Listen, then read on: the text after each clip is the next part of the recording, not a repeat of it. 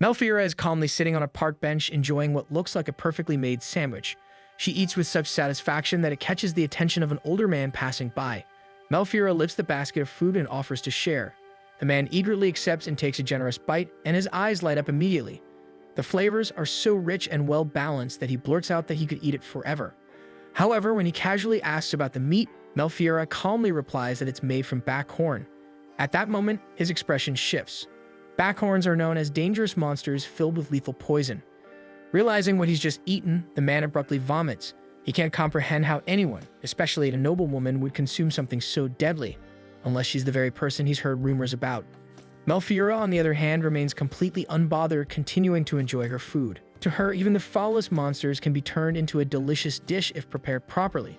Others may not understand this, but she's confident that someday she'll find someone who does. The following day, Melfiora attends a grand banquet hosted for the nobles.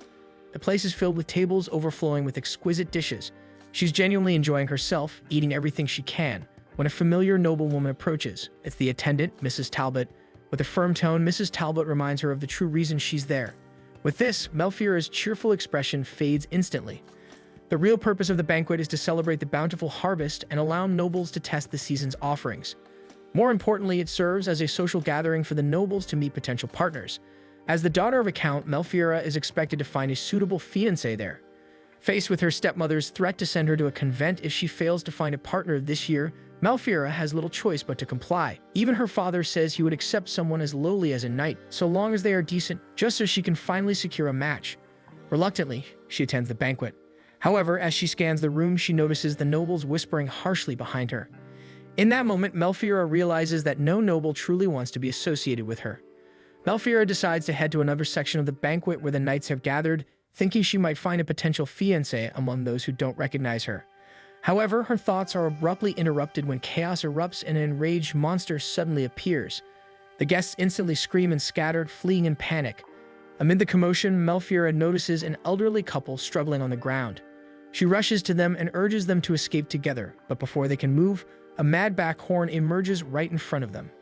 Her instinct tells her to run, but seeing the couple's terrified faces, Melfiora instead dashes away while shouting to draw the beast's attention, making herself the bait. The monster charges toward her, but just as it's about to strike, she closes her eyes. Then a man arrives, beheading the beast in the blink of an eye. Standing before her is a man with a blood-stained sword. The whispers around her rise, talking about the infamous blood-mad Duke Rogier. His unusual eyes lock with hers, and Melfiora stares in awe. Yet Rogier misreads her gaze, assuming she's terrified of him. He has always been described as an eccentric fiend, and yet before her, he seems strikingly beautiful. Shaking herself back to reality, Melfiora rises gracefully and introduces herself with proper noble etiquette. Rogier pauses, surprised that she still thinks of formalities after such a close call. He asks if she's unharmed, but Melfiora focuses on him instead. Blood from the slain backhorn has splattered across his face. With concern, she urges him to rinse it off immediately. She explains that mad backhorn blood carries magical toxins, and if it's swallowed or absorbed, it can cause intense stomach aches and fever. She also adds that if the creature hadn't been mad, its blood could have been used to make sausages with the proper preparation. With that, she insists he clean himself and change at once before any ill effects occur. Rogier, however, seems far more intrigued by Melfiora's extensive knowledge of monsters. She quickly apologizes for talking too much, worried she may have overstepped. But Rogier simply hands her a vial of purified water, pointing out that she might have ingested some of the beast's blood herself. Rogier's gaze then falls on her gown, which is stained heavily with blood. Without hesitation, he takes her hand, intending to find her a change of clothes. Melfiora hesitates, insisting that the stains can be removed by soaking them in water. Rogier, however, is more concerned that the presence of beast blood might disturb her, but she appears utterly unfazed. She casually mentions butchering a monster last week and being covered in even more blood back then. Rogier is taken aback, shocked by what she just said. When he asks for her name, Melfiora formally introduces herself. Rogier bursts into laughter because of this, finally understanding who she is. He's heard plenty of stories about her, the noblewoman who eats monsters, famously nicknamed the Voracious Villainess. In their world, magical beasts and unusual plants, collectively called monsters, are unlike any ordinary living creatures. Consuming them is dangerous, as their blood contains magical toxins that can cause vomiting, fever, or worse. However, Melfiora is the rare exception. Known as the Voracious Villainess, she's far more interested in their culinary potential. As strange as it may seem, the fallen beast actually looks delicious to her. She's already imagining the dishes she could prepare from its meat, because if she's going to eat it, it might as well be tasty. Roger's stunned expression makes her think she's made another mistake, and Melfiora awkwardly smiles to hide her embarrassment. Unexpectedly, this flusters Rogier, who quickly averts his face. When she asks what's wrong, his reaction only intensifies and he hurriedly composes himself before taking her hand again. It's at this moment that Melfiora realizes that this man, unlike many others, isn't frightened by her at all. As they walk, Rogier suddenly pauses before asking Melfiora if backhorn meat actually tastes good. Assuming she's had it before, he's curious about its flavor. Melfiora hesitates but eventually admits that it is delicious. She's received this question many times, and her honest answers usually make people avoid her. She explains that backhorn meat tastes similar to beef, though it's tougher, so she puts extra effort into tenderizing it to make it delicious. Instead of being disturbed, Rogier becomes intrigued and asks how she removes the magical toxins. This stuns Melfiora, as no one has ever shown genuine interest in it before. Unlike everyone else, Rogier actually listens carefully and believes her. Overwhelmed with emotion, Melfiora lowers her head to hide her tears. Regardless, Melfiora explains that she removes the magical toxins from beasts by bleeding them using special tools and purification spells. Hearing this, Rogier's eyes light up with curiosity. He asks if she could prepare some monster meat for him sometime. Melfiora is taken aback and asks if he has a strong digestive system, explaining that magical toxins aren't easy to deal with, but if the beast isn't mad, its meat is just like any other. However, her warning only makes Rogier even more eager to try it. He brings Melfiora to his pavilion and tells her to make herself comfortable. They're soon greeted by Chaos, Rogier's aide. Rogier introduces them to each other before instructing Chaos to bring Melfiora a change of clothes. Melfiora enters one of the tents in the pavilion and is immediately struck by the number of weapons displayed inside. Rogier has also prepared a tub of water for her to wash up, though she insists that he should go first. Without hesitation, Rogier removes his upper clothing, stunning Melfiora even more. She's seen hunters and knights wash outdoors before, but this time feels different, and yet her eyes can't seem to look away. Rogier suddenly speaks, asking what's wrong. Caught off guard, Melfiora answers honestly, admitting that his physique is distracting her. Rogier is genuinely surprised, seemingly unaware of how striking his figure is. Melfiora recalls how effortlessly his arms move when he struck down the beast, a truly majestic sight. But Rogier simply brushes off her comment and begins washing up in the tub. With that, Melfiora steps forward to join him in washing up as well. While washing, Melfiora shyly asks if she could perhaps learn to slay beasts herself. Rogier doesn't disagree, but after glancing at her slender arms, he insists that she should leave the slaying to him. He doesn't realize the weight of his words at first, but when he sees her expression, he quickly tries to defend himself, explaining that it's only because he's already accustomed to fighting. Changing the subject, Rogier asks if there's any particular meat she wants to try so he can hunt it down for her. This immediately lights up Melfiora's eyes with excitement. His territory is known for rare kinds of monsters not found in her lands. To her, that feels more like a luxury rather than a threat. Rogier notices the blood on Melfiora's face and gently wipes it off. In return, Melfiora helps him wash his face too, carefully caressing his cheeks and running her fingers through his hair. For a brief moment, the two share an intimate atmosphere until Chaos barges in and interrupts them. He scolds Rogier for standing in front of Melfiora half-naked, pointing out how inappropriate it is to expose himself to a count's daughter. Later, Melfiora changes into a beautiful dress that Rogier borrowed from the queen. She wears it gracefully, while Rogier casually holds the beast's head. Melfiora is amazed by this and boldly exclaims that she wishes she could slay monsters too. Her reaction surprises the others, as most noble women would faint at the sight. Chaos watches the two and secretly thinks his master may have finally met his match. Rogier escorts Melfiora back to her carriage, where she formally thanks him and bids farewell. Yet even as they part ways, both clearly wish to see each other again, already planning gifts for their next meeting. Rogier promises he will slay a royal moodle for her, making Melfiora's mouth water at the thought. Trying not to sound demanding, she gently reminds him that a beast tastes better if captured alive. With this, Rogier grows more excited, seeing it as a challenge worth trying. Days pass, and Melfiora visits Rogier's pavilion once again, this time bringing a special gift.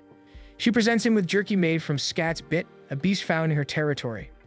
Without hesitation, Rogier takes a bite, startling Chaos, who rushes to stop him because the food hasn't gone through the poison tester. Yet Rogier loves it. He even forces Chaos to take a bite, and soon, both of them are enjoying the jerky already. Rogier tells Melfiora that he's looking forward to trying more of her monster dishes. His words leave her stunned. She's so used to people thinking she's strange for her unusual tastes, even though she sees nothing wrong with them. But the Duke's warm acceptance touches her deeply. Overwhelmed, Melfiora hides her face as tears of joy well up in her eyes. When asked, Melfiora pretends that she's simply reluctant to say goodbye today, and Rogier mirrors her hesitation. Still, they have no choice but to part ways once more. As she leaves, Rogier promises that they'll talk again next time. Melfira has never been fond of banquets, yet after meeting him there, she truly enjoyed herself. She wonders if he's merely being polite or just curious about her, but deep down, she can't help wanting to keep her hopes high. Snow is already falling over the Marcharade lands when Melfira returns from her travels. Before she can enter the house, her father, Ghislaine, is already waiting outside, waving her over with a furious expression. She assumes he's angry because she failed to find a suitable fiancé, but Ghislaine reveals he received a letter from Rogier, formally asking for her hand. Melfira initially thinks he's simply asking for her help, but Ghislaine clarifies that it's a marriage proposal. The request shocks him, as Rogier's position as Duke doesn't match their family's humble status, so receiving such a letter leaves him flustered. Even Melfira sweats at this. Meanwhile, in the pavilion, Rogier and Maxim meet inside a tent.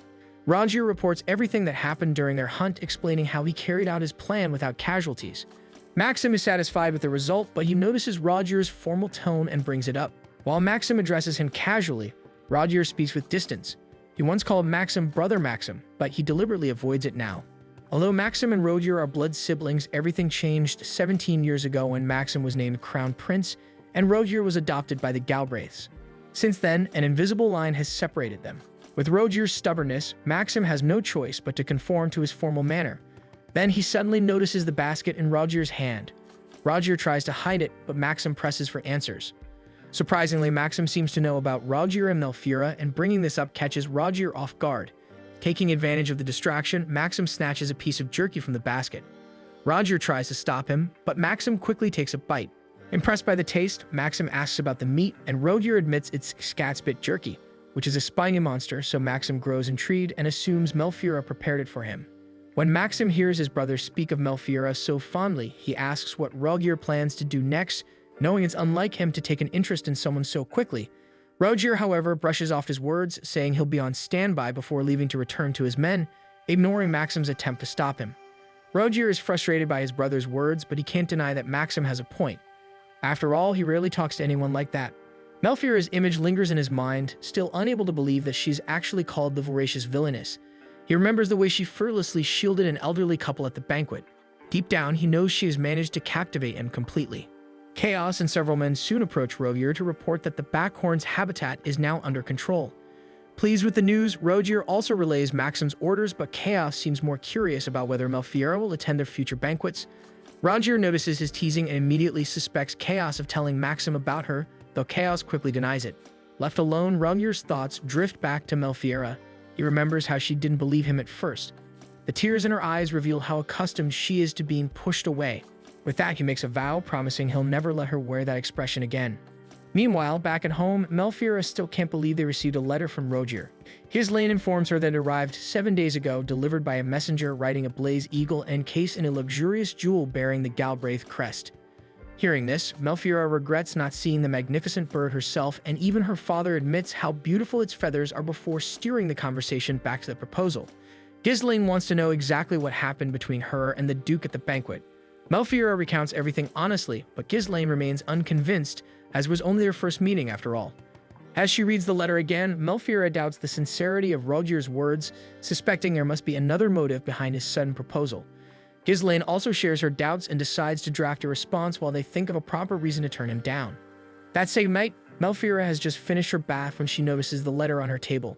She reads it again, admiring the Duke's name, but her thoughts quickly return to her father's words. It was only their first meeting, and perhaps their excitement over monster meat had carried them away. Then a thought sparks in her mind, realizing Rogier likely has no one to share his fascination with monsters and has no one to talk to about them. Since Melfira enjoys eating monsters, she can imagine the connection he might have felt between them. Suddenly, the letter in her hand begins to glow. It starts by recalling their encounter at the banquet and mentions his subordinates trying the jerky she made.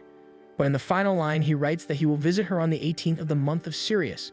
Melfira and Ghislaine exchange confused glances upon reading this, realizing that the said date is already tomorrow. Going back to her room, Melfira feels flustered, though she still doubts Rogier's true intentions. Yet with their meeting scheduled for tomorrow, there's no point in worrying too much. Seeking comfort, she holds the framed photo of herself with her mother from when she was younger. Speaking to it as if her mother were there, she tells her about Rogier's proposal and wonders whether the Duke will appreciate the viability of all types of meat, just as her mother once had. Her thoughts drift back to those childhood days watching their family lands with her mother.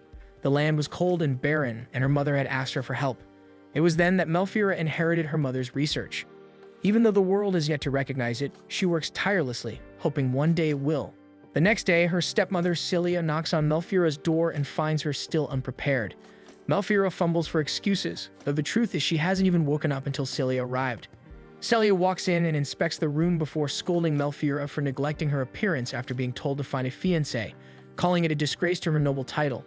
She also brings up Rogier, warning that despite his high birth, he is infamous as a violent, bloodthirsty, blood-mad duke. Then suddenly, cries of dragons fill the air. Melfiora rushes to the window and sees a flock of dragons soaring across the sky. Looking closer, she realizes Rogier has arrived, riding his dragon along with a few of his men.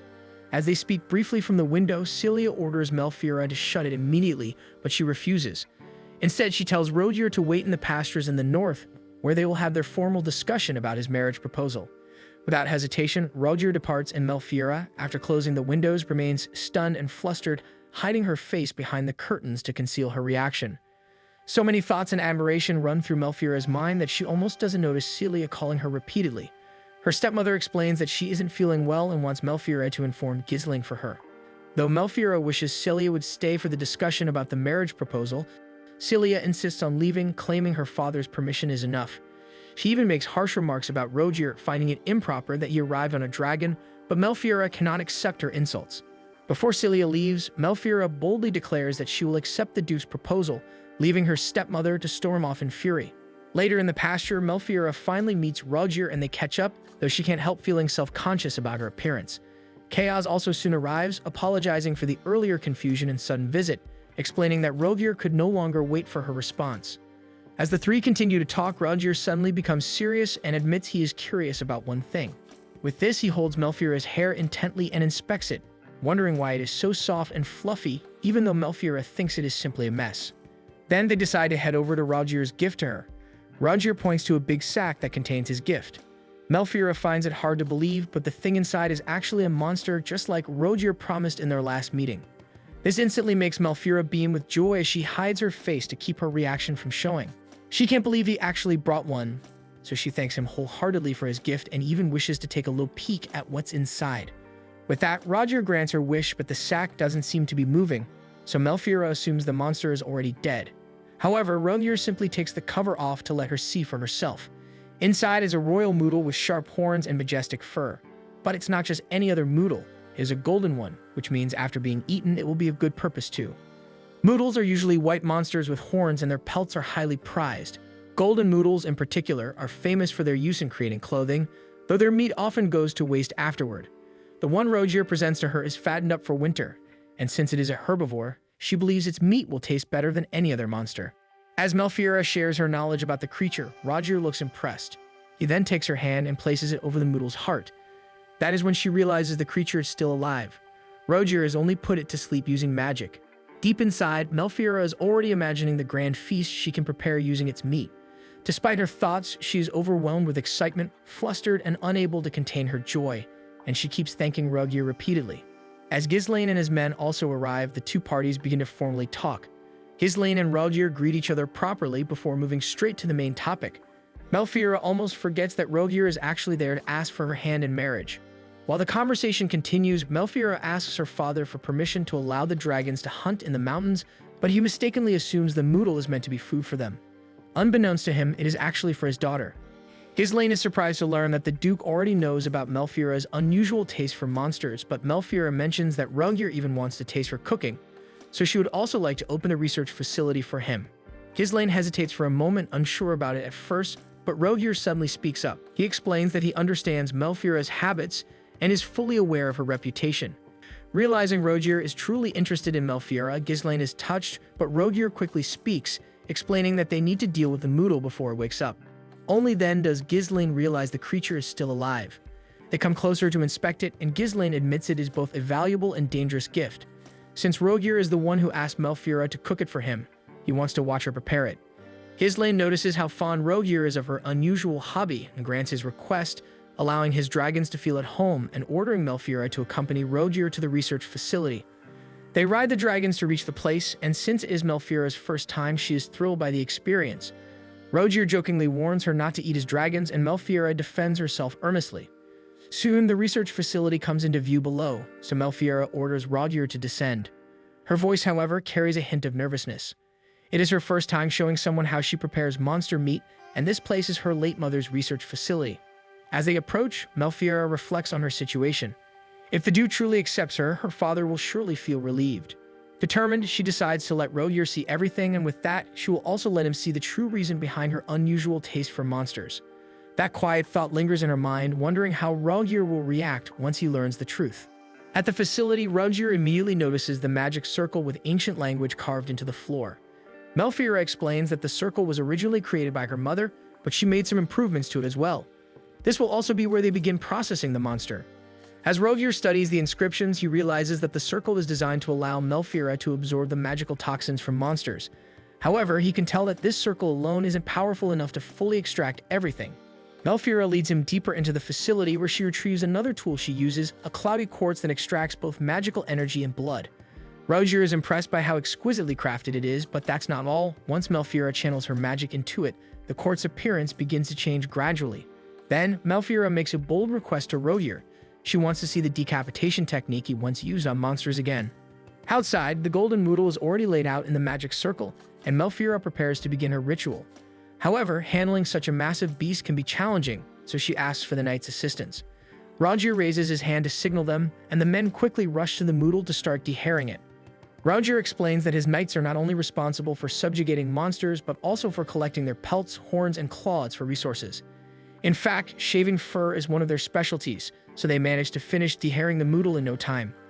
Melfiora then places her hand on the golden fur collected from the noodle, but more than anything, she's thrilled by the thought of the different dishes she'll be able to create using the royal noodle's flesh. At the same time, Rogier prepares to decapitate the monster. But before he can act, Melfiora recites a prayer for the creature as her way of showing respect for its precious life. She then uses the magical language to activate the circle, and only then does she allow Rogier to move. Rogier swiftly draws his sword and, with a single blow, beheads the massive monster. As expected, Melfiora is astonished by his flawless swordsmanship. Afterward, Melfiora begins extracting the noodle's magical energy and blood. She uses the cloudy quartz and once again recites a prayer in the magical language.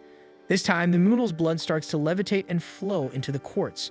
As the liquid continues to pour in, Melfiora notices the sheer amount being absorbed. Cracks begin to appear across the quartz's surface due to the overwhelming volume. This startles her, as this has never happened before, but she can't stop the ritual now.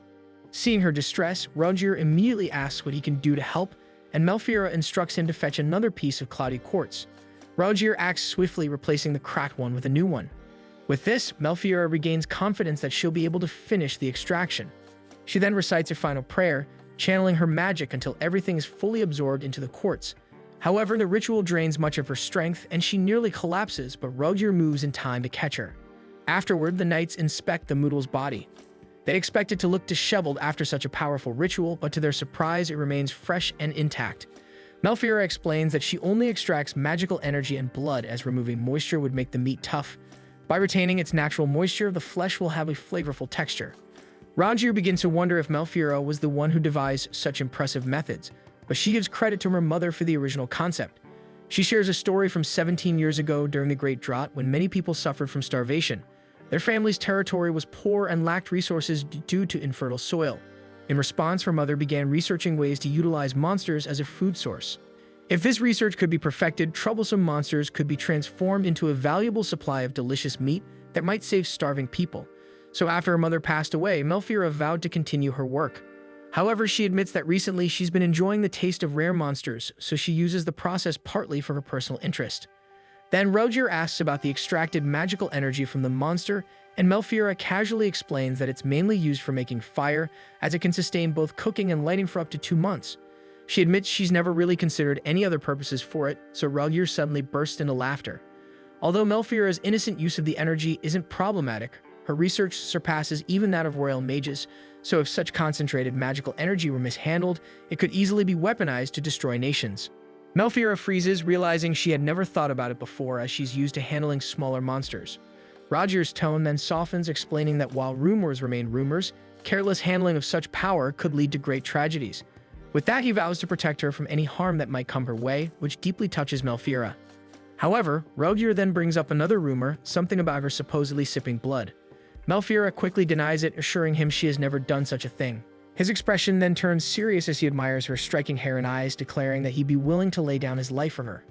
Melfiora snaps back, thinking he's just teasing, but he insists he's sincere. Flustered, she compliments his eyes, hair, and even his cape and dragons in return. Both grow increasingly embarrassed until chaos interrupts the moment. Melfiora quickly shifts the topic, saying they should start preparing the meat already. As Rogier watches his dragons devour their food, Melfiora arrives with the official hunting permit they'll need to enter the mountains. Rogier is delighted, explaining that his dragons have been complaining about their current meals as they have quite the insatiable appetite. While they talk, Rogier's stomach suddenly rumbles, surprising even him. It's actually the first time he's felt such a strong hunger, but the royal moodle's flesh laid out before them is enough to stir anyone's appetite. Talking about the meat makes them both even hungrier, so they decide to slice off a small portion to grill and eat. Naturally, they target the rarest and most prized cuts, so the two exchange a knowing smile, already anticipating their little taste test before the rest of the work begins. They prepare small cuts of meat for a quick barbecue, and Rogier hands Melfiora a bottle of special herbs. She takes a small taste and is instantly delighted by the rich aroma and flavor. It turns out Rogier took it from their head chef without asking. Laughing it off, they remind themselves that this is just a simple taste test, not them sneaking around behind their companions' backs. They sprinkle the herbs over the meat, then use the monster's blood to ignite a steady flame. Once done, they place the meat on the grill. For safety's sake, they agree to wait until it's fully cooked before eating. However, Rogier can't help but complain impatiently. As the meat continues to look more appetizing, Rogier grows increasingly impatient, though it still needs more time on the grill. Just then, Chaos spots them cooking and immediately accuses the two of sneaking snacks while acting all lovey-dovey. Rogier quickly defends himself, insisting they weren't doing anything suspicious, though the scene is clearly obvious. To divert the situation, Rogier hands Chaos the hunting permit and tells him to take and feed the dragons while he stays behind with Melfiora. Chaos teases him, pointing out that the dragons are already whining from hunger while he's sneaking bites. Reluctantly, Rogier offers him one skewer, but before they know it, the rest of the men appear behind Chaos, expecting their share as well. Melfiora gives her permission since the knights are usually stuck eating awful monster meat. So they cook more and the men gather around the grill. Rogier prepares a plate for himself, but Chaos interrupts, insisting on tasting it first. Rogier refuses, prompting Chaos to tease that Melfiora wouldn't like his attitude. The two end up bickering like children over the first bite. Finally, Melfiora calls Chaos over to test a skewer she's prepared. With one bite, Chaos is instantly delighted. She casually asks if he feels anything strange, though what she truly wants to know is whether it tastes good. Chaos doesn't disappoint, showering the meat with praise and complimenting it multiple times. He even remarks that it would pair perfectly with a good drink, and Melfiora is happy to hear this as well. Hearing Chaos praise, Rogier grows increasingly impatient, unable to wait any longer to eat without confirmation that the meat is completely safe. He immediately asks Chaos if he feels unwell, but the effects of magical toxins usually take time to manifest, sometimes up to 30 minutes or even the next day. Rogier, however, clearly can't wait until morning, so he urges Chaos to declare the testing complete and announces that they should start eating. Melfiora, who's just as excited, tells the knights to dig in before the meat grows cold. She assures them that if anyone feels ill, she has medication prepared in advance to treat it. With that, the group erupts in cheerful shouts and begins feasting on the monster meat skewers. With the first bite, everyone reacts the same way, with pure delight. The meat is delicious and tender, just as expected from a herbivorous monster. Rogier approaches Melfiora to compliment her brilliance, but she humbly insists that it was her mother's research that made everything possible. Still, Rogier admits he never imagined monster meat could taste this good. In the past, he had eaten it without proper processing, which was always a challenge, and everyone else agrees. They eagerly ask Melfiora to teach them her methods and even suggest bringing another beast for practice. They regret how much good meat they've wasted, but Melfiora understands that eating monsters is still considered taboo. As Rogier continues enjoying the skewers, Melfiora suddenly calls out to him. He assumes it's about the food, but instead she wants to bring him into the facility. At the same time, one of the knights quietly watches them leave with curiosity. Inside the laboratory, they're greeted by piles of books and materials. Rogier is immediately stunned by the sight. His eyes scan the room until he notices the Scatsbit's spines neatly arranged nearby. Melfiora explains she used them for hunting, and her resourcefulness only deepens Rogier's admiration for her. As Melfiora prepares tea, Rogier learns that she usually hunts monsters alone, which surprises him. He had assumed the Count, or at least others, supported her research, but many in her land have mixed feelings about what she does. Even the very people her mother once saved during the famine refused to admit they ate monster meat to survive. Melfiora further explains that many in their land practice animism, making the consumption of monster meat a taboo. Despite this, she continues her mother's research. Rogier then asks why she keeps pursuing her work in a place where no one understands her. With teary eyes, Melfiora recalls the tragedy that happened 17 years ago, the very same incident that led to Rogier's adoption by the Galbraith family. To continue their conversation, Rogier gently pulls Melfiora to sit on the couch. He senses that speaking face-to-face is difficult for her, so he tells her she doesn't need to look at him while talking. He wants to hear more about her story. After all, he came here to ask for her hand, but Rogier already knows from his personal investigations that Melfiora is shunned by high society. She believes that marrying her will only ruin his reputation and become a burden. However, Rogier makes it clear that he doesn't want her to give up her research. Instead, he invites her to continue it freely within his household, where she would have full support. Melfiora assumes he's merely curious about her work, so she offers her assistance, but Rogier interrupts, saying the only thing he truly wants to know is how she feels about him. Being widely known as the blood-mad duke who slaughters monsters, Rogier wants to know Melfiora's opinion of him. In that moment, Melfiora realizes that when he said he wanted to understand her, what he really meant was understanding her feelings toward him. Melfiora scrambles for an answer, blurting out that she doesn't find Rogier scary at all. In fact, she thinks he's rather handsome. Her words immediately fluster Rogier, leaving Melfiora to believe she might have said something wrong.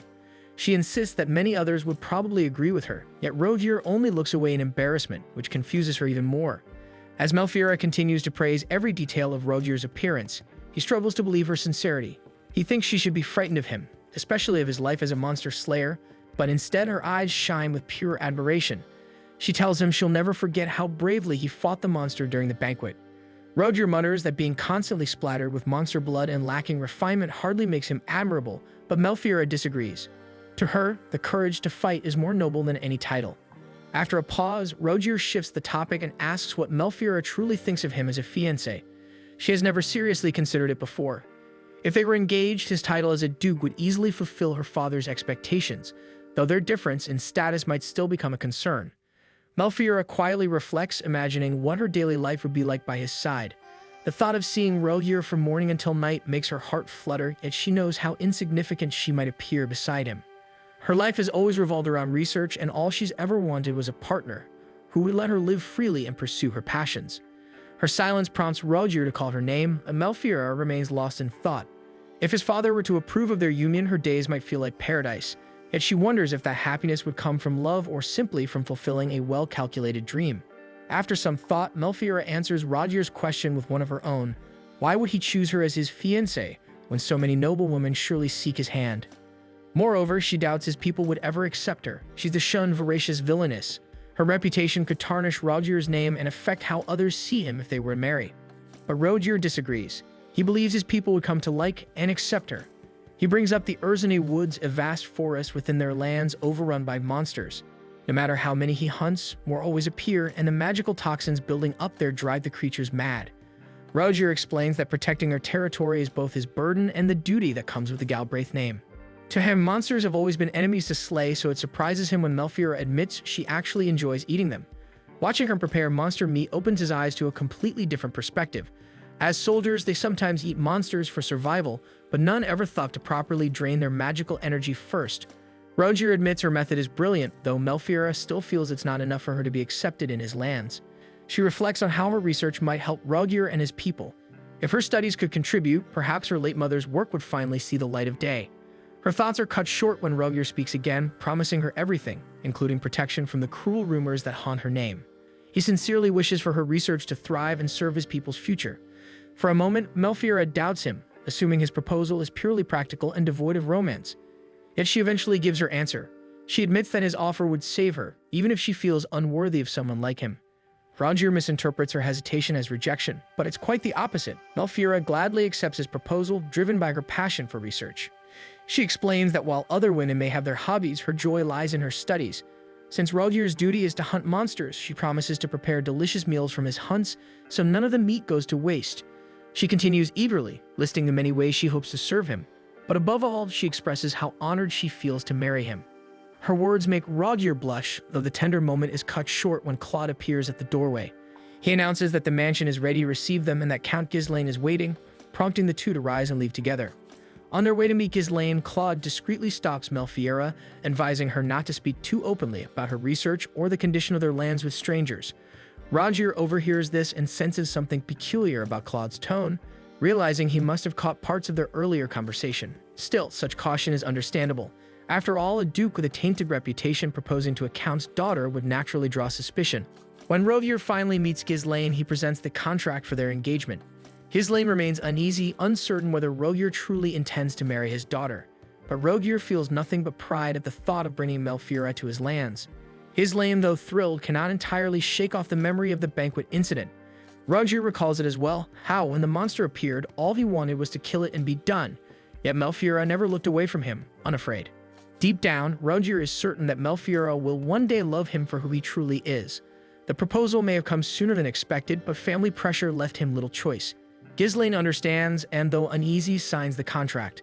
What troubles him most is Melfiera's unusual appetite for monsters, but Rogier assures him that it doesn't bother him in the least. As Ghislaine nervously finishes signing, Rogier asks if there's anything else he wishes to say. Ghislaine hesitates before wondering aloud why a Galbraith, descendants of a lineage known for adoption, would suddenly seek a fiancé. Rogier, anticipating this, begins listing all the reasons he wishes to marry Melfiera. In the end, Ghislaine bursts out laughing at Rogier's detailed praise of his daughter, but Rogier insists every word is true. Ghislaine's tone then turns serious as he speaks about the widespread belief in animism across their lands. He admits that, if things hadn't changed, he had planned to send Melfiera to a convent despite his reluctance. As a count, his duty is to protect his people, but as a father, his greatest wish is to keep his daughter safe. He therefore asks for Rogier's assurance that Melfiera will be protected under his care. Rogier solemnly swears to do so, giving Ghislaine the confidence to trust him completely. 10 days after Rogier's return home, Melfiera busily packs her belongings and research tools with the help of her attendants. She moves briskly through the facility as staff members consult her for guidance. Following the Duke's orders, everything in the facility is to accompany her, and he has even left men behind to assist in packing. Their engagement has been officially recognized since Rogier's visit. Melfiera recalls the contract signing with her father, a document imbued with a faint magical aura. The Duke assured Ghislaine that the magic represented only his vow, that their engagement could never be broken. Beneath the formality, Rogier had simply wished to witness Melfiera's sincerity and resolve. In that quiet moment, the two shared a tender connection. Though their betrothal was formalized, Ghislaine had one final request, a secret he did not wish Melfiera to know. Rogier soon learned the truth. It was Ghislaine himself who spread the rumor that Melfiera consumed monsters, crafting her image as the voracious villainess to protect her from those who might exploit her research. Ghislaine admitted his intentions, and Rogier firmly asked that he no longer act that way in the future. In the present, Melfiera examines the contract again, feeling its strange power when Mullen interrupts to report on the cargo awaiting transport. She gives him clear instructions and sends him off. With everything ready, Melfiera finally feels prepared to depart for the Galbraith's lands. Still, she wonders if other engaged couples move in as quickly as they do. Rogier reasons that Melchior's winters are long and he cannot afford to delay. He also wants her to acclimate to their climate and adjust to life with his family. Her gaze drifts to a photograph of her and her mother, wondering quietly how it must have been for her. Just then, Herman bursts in to announce that her father is waiting. After exchanging brief words of farewell, he escorts her to the study, but she pauses, realizing she may not return to this room for a long time, unless the engagement somehow falls through. When she knocks, she finds Celia sitting in her father's chair. Melfiera demands to know why, and Celia explains that as her stepmother, it is proper for her to see her off for marriage, though she can't resist sneering about the dragons. Melfiera coldly asks for her father, and Celia merely gestures outside, where he stands speaking with Rogier's men. Celia reminds her not to leave anything behind. Melfiera plans to leave the royal noodle's fur for her father and brother, but Celia mocks her for it again. With a forced smile, Melfiera offers a polite farewell, but Celia refuses to let her go quietly, accusing her of seducing the Duke. She reminds her that her son, Louis, remains the rightful heir to their lands, to which Melfiera calmly replies that her loyalty now belongs solely to the Galbraith family. Her composure only fuels Celia's anger. She begins comparing Melfiera to her mother, Elise, whom she admits she despised. Melfiera never knew Celia had even met her mother, but before she can ask, Celia warns that if she ever fails, she will be sent to a convent with no home to return to. When all is said, Melfiera leaves the study in silence. Though she knows Celia has always disliked her for her strange interests, she still feels oddly relieved to have heard something about her mother at last. Melfiera steps out of her home wrapped in a thick coat, where her father greets her warmly. Seeing the coat reminds her of Elise, who wore the same one on her wedding day. Elise came from the south where snow was rare, and Ghislaine fondly recalls how thrilled she was at her first snowfall, so much that she caught a cold the next day. As they reminisce, emotion overtakes him, but their moment is interrupted by the deep growl of a dragon. Looking up, they see Rogier descending from the sky. Melfiora runs to meet him as soon as he lands. Rogier takes her hand, kisses it, and addresses her as his betrothed, making her cheeks flush red. Ghislaine chuckles at the sight, but Rogier only smirks, teasing Melfiora further as she flusters in embarrassment. After confirming that she has everything prepared, Rogier's gaze falls on a pile of garbage beside them, offering to burn it for her. Then, without delay, he announces that it's time to take his fiancée with him. Ghislaine watches as Rogier helps Melfiora climb onto the dragon. Though Ghislaine hopes to see her again by spring, Rogier calmly states that he intends to keep her in his lands until the wedding. Even when Ghislaine insists on preparing as a family, Rogier promises to provide everything necessary for their union. As the dragon ascends, Ghislaine remains uneasy, but Rogier vows to protect Melfiora at any cost. His eyes flick to the pile of rubbish below, and with a single motion of his hand, he ignites it into flame, startling everyone. Claude protests that it's too much, but Rogier merely smiles and invites him to join his men if he wishes. Claude refuses firmly. The flames surge higher, burning bright like fireworks, a radiant symbol of the new life the two are about to begin together. Those left behind in the martial raid home panic as the blaze spreads, while Rogier and Melfiora continue soaring through the skies. Though Melfiora feels a pang of longing for home, she can't deny her excitement for what awaits her in Rogier's land. Rogier advises her to simply stay true to herself, saying that her only duty as his lady is to bring him comfort. Melfiora, uncertain how to do that, admits her hesitation, but Rogier reassures her with quiet confidence. He promises that she'll have complete freedom to pursue her research, even offering to capture monsters for her experiments, a suggestion that delights her. His men, too, seem eager for her cooking again, still remembering the dishes she made with the royal noodle. Listening to Rogier speak, Melfiora realizes just how kind and thoughtful he truly is. As the hours pass, the sky deepens into a warm crimson. Rogier glances at her hair, remarking how its color mirrors the glow of sunset. Embarrassed, Melfiora denies it, but Rogier insists it's even lovelier when it shimmers with light, just like when she activated her magic circle back then. He then gently pats her head, leaving Melfiora utterly flustered. When night falls, Melfiora notices the soft luminescence from the dragon's horns, their glow allowing the riders to see each other even in the dark. She wonders if people on the ground can see those lights too, perhaps mistaking them for falling stars drifting across the heavens. The thought makes her smile. After several hours of flight, it finally arrived at the port town of Avner, a place under the king's rule. The real destination, however, is Fort Rittard near the border, where they often rest during long journeys. Rogier mentions that they'll find her a room in town so she can rest more comfortably for the night. To his surprise, Melfiora seems far more interested in whether there are forests or rivers near the border. She insists she doesn't mind staying at the fort, for what excites her most is the chance to encounter new monsters, especially the fish-type ones currently in their spawning season, or even to see the mysterious monster fruits said to grow in the nearby forests. Rogier explains that the fort is plain and purely functional, but Melfiora's imagination runs wild. She can't stop picturing all the rare creatures she's only read about, thinking how incredible it would be to see, and perhaps even taste, them for herself. Amused, Rogier laughs and admits there are indeed some Xanas in the river of this time of year. At once, Melfiora's eyes sparkle, for such creatures don't exist in her homeland. Yet, when Rogier mentions that setting traps would take time, her excitement fades a little. Wanting to cheer her up, he promises that they can still try tonight, so they might enjoy Xanas for breakfast the next morning. As the night deepens, their conversation drifts from monsters to meals. Melfiora finds herself touched by Rogier's warmth, noticing how he never hesitates to go out of his way just to make her happy. Remembering Chaos' words that Rogier's men were used to eating poor-quality monster meat, she asks him about it out of curiosity. Rogier admits it's true, though he can hardly call it proper cooking. The meat, he says, was always tough, gamey, and barely edible. During long expeditions, they had no choice but to roast it thoroughly to avoid getting sick, but even then, it often caused stomach aches. Melfiora quickly guesses that they hadn't removed the magical toxins properly. Rogier recalls trying various kinds of monsters, but none ever proved suitable for eating. In fact, he confesses that he once collapsed from the toxins himself and barely remembers what happened afterward. Before they know it, the journey has brought them to their destination. Rogier tells Melfiora to hold on tight as the dragon descends. He carefully guides it downward until they land safely at the fort for the night. As Rogier's men arrange accommodations with the caretaker, they mention that their commander has brought a lady with him, much to the caretaker's shock. He immediately apologizes, worrying that their quarters might be too plain for a noblewoman. From behind, Melfiora peeks out, wanting to assure him that she needs nothing fancy at all. Just then, Rogier calls to her, suggesting they unpack what they'll need for the night. As Melfiora rummages through her things, he gently insists that she rest in town instead. But Melfiora's mind is already set. She prefers to stay at the fort. Its simplicity reminds her of her research facility where she often fell asleep on the cold floor after long nights of study. Though Rogier remains unsure, she smiles reassuringly, confident that as long as he is there, she'll be perfectly fine. Rogier shows her a modest room with only a bed and a small table.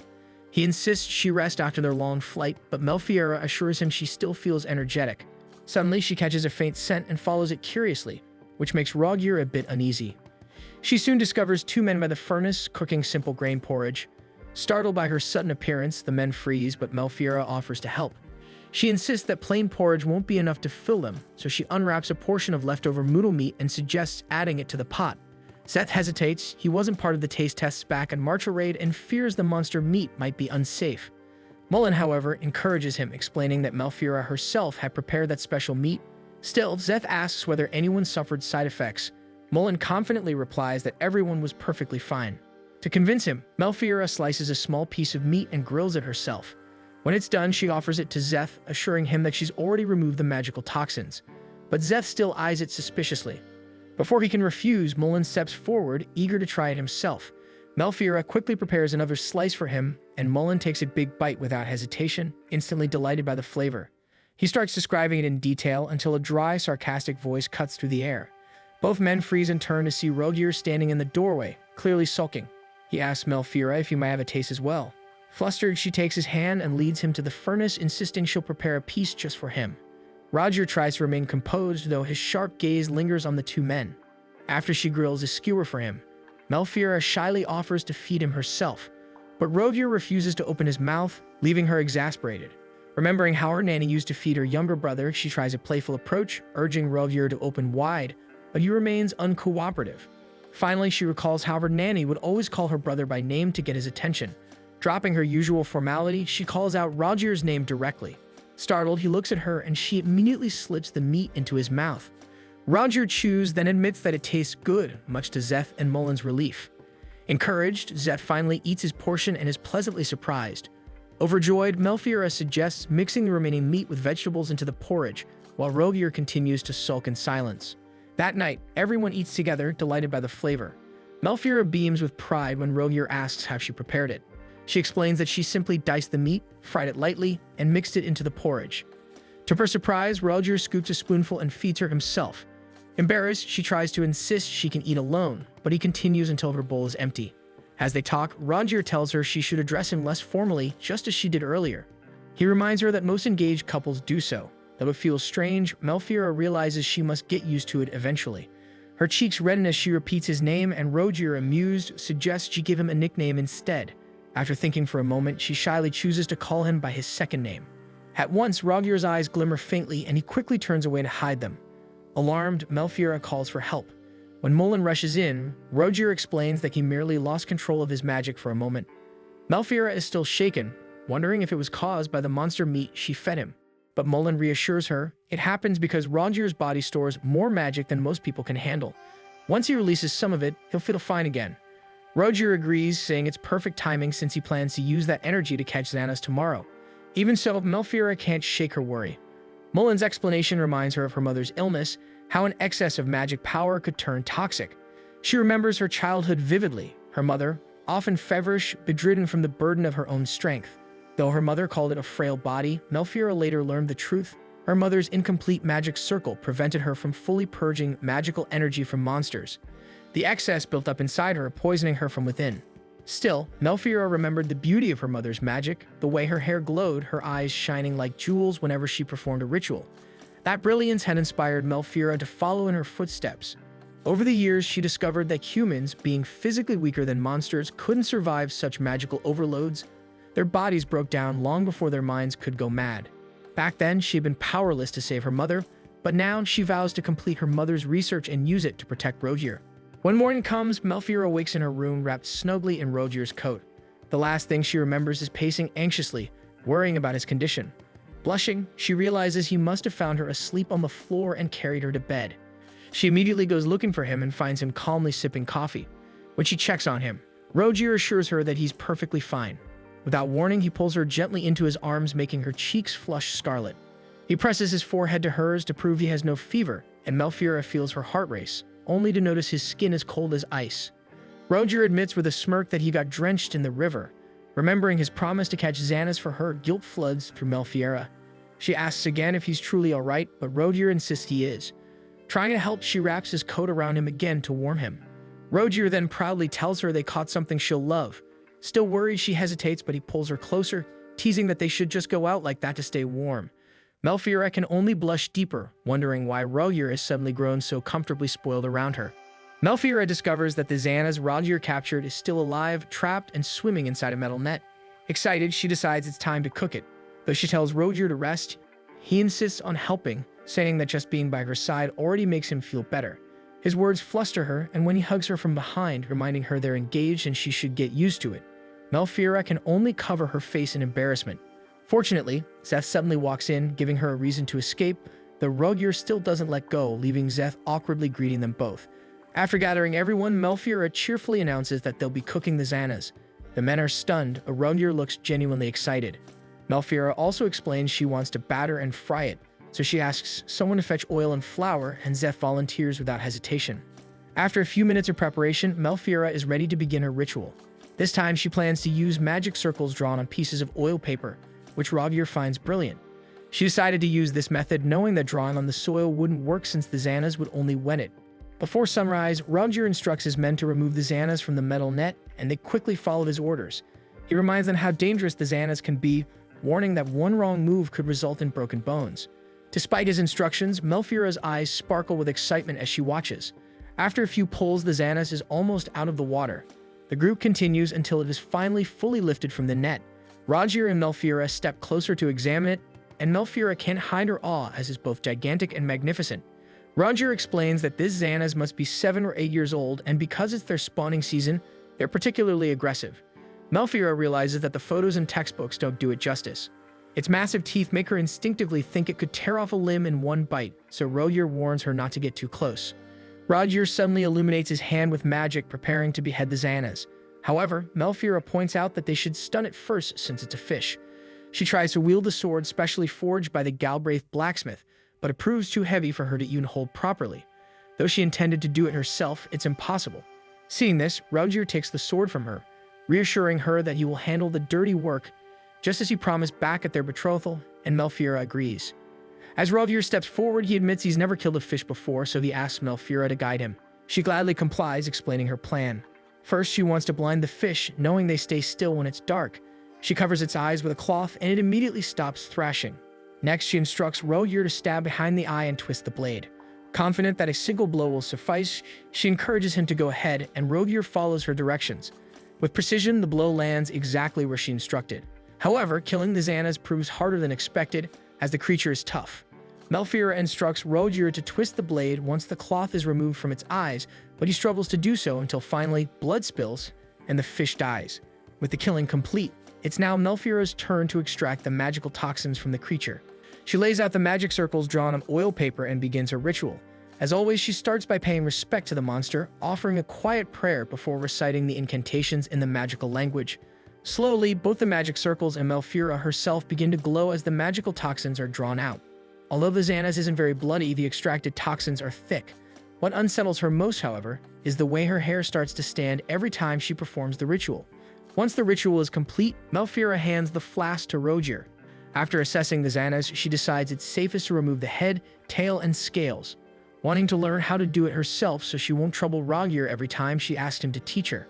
Roger laughs while tapping her head and tells her not to hold back, as he will always help her gladly, pointing out that he enjoys cooking monsters with her, and Melfiora feels the same way.